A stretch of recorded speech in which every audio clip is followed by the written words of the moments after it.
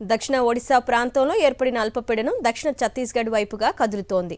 దీనికి అనుబంధంగా ఉన్న ఉపరితల ఆవర్తనం సముద్ర మట్టానికి 5.8 కిలోమీటర్ల ఎత్తు వరకు విస్తరించి ఉంది.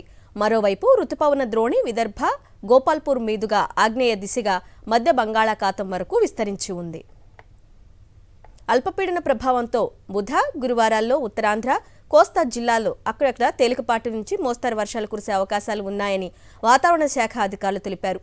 1-2 చోట్ల భారీ వర్షాలు కురిసే సూచనలు ఉన్నాయని వెల్లడించారు.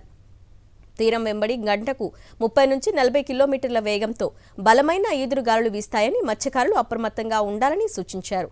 మరో అల్పపీడనం ఆగ్నేయ మధ్య బంగాళాఖాతంలో సముద్ర మట్టానికి 1.5 కిలోమీటర్ల ఎత్తు వరకు విస్తరించి ఉంది. ఈ నెల 19 నాటికి వాయవ్య బంగాళాఖాతంలో ఇంకో అల్పపీడనం ఏర్పడే అవకాశం కనిపిస్తోంది. ఇది ఏర్పడితే ఆంధ్రప్రదేశ్ రాష్ట్రంలో భారీ వర్షాలు కురుస్తాయని వాతావరణ శాఖ తెలిపింది.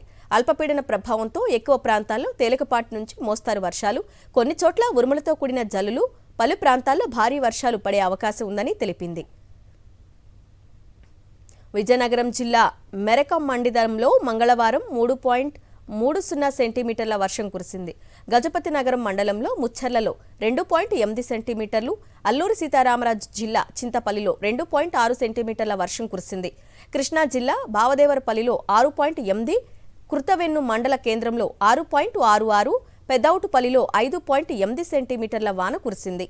నంద్యాల జిల్లా ఆత్మకూరులో 5.9, బాపట్ల జిల్లా రేపల్లె మండలం కామరాజు గడ్డలో 5.5 సెంటీమీటర్ల చొప్పున వర్షపాతం నమోదైంది.